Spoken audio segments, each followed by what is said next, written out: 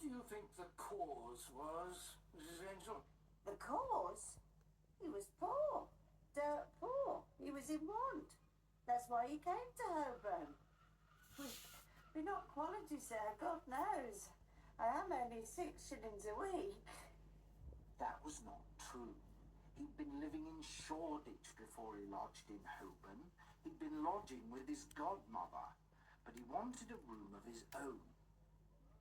I am tired of my godmother, Mr. Crane.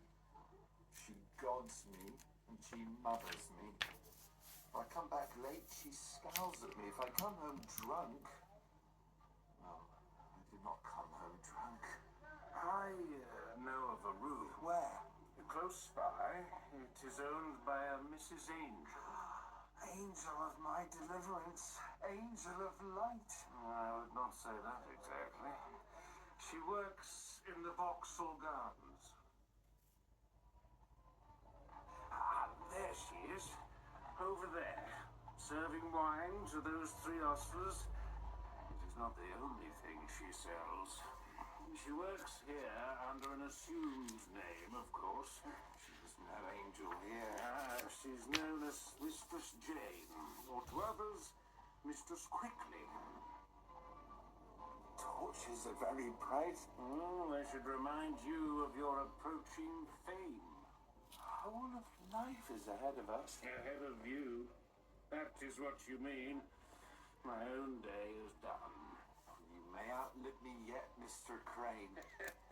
That's hardly possible.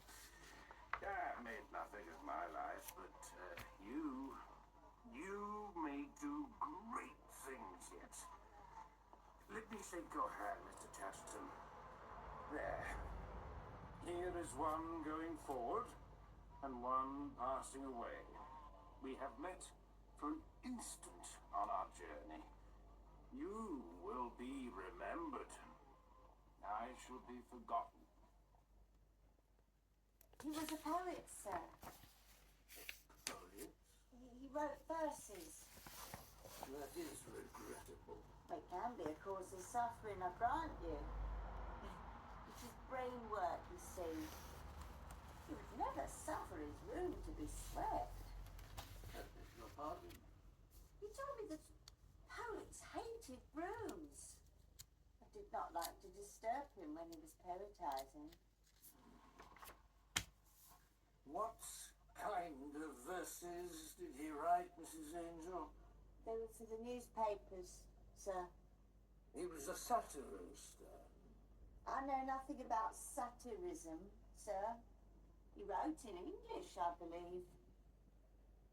Did you ever read them? Me? Read?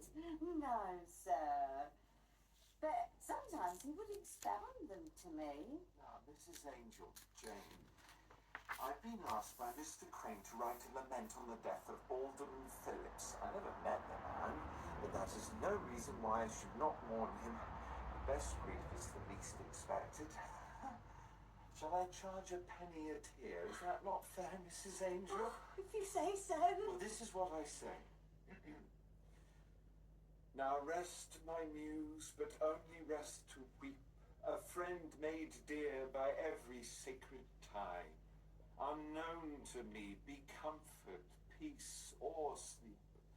Phillips is dead. 'Tis pleasure then to die. Did that hit the right note? Is it the thing? Well, I don't know what the thing is, Mr. Chatterton, but I am sure that you have it. Was he ever in low spirits? In a melancholy? I had him out to dine with me one evening. I thought he needed some fattening. He was as tall and thin as a beadle's staff. So I invited him to the table. Just a lamb chop and a bit of gravy. He just moved it across his plate with his knife. Back and forth, back and forth. Never so much as looked at me, sir. Poor and proud, I thought to myself. Poor and proud. And those two don't go together. You can be one or you can be the other, but you can't be both. So he was unhappy. Some people, sir, are born to be unhappy. It's in their blood. And he had a temper too, I know that. Many times he damned me for my singing. Did you sing? No. I trilled a little. What I do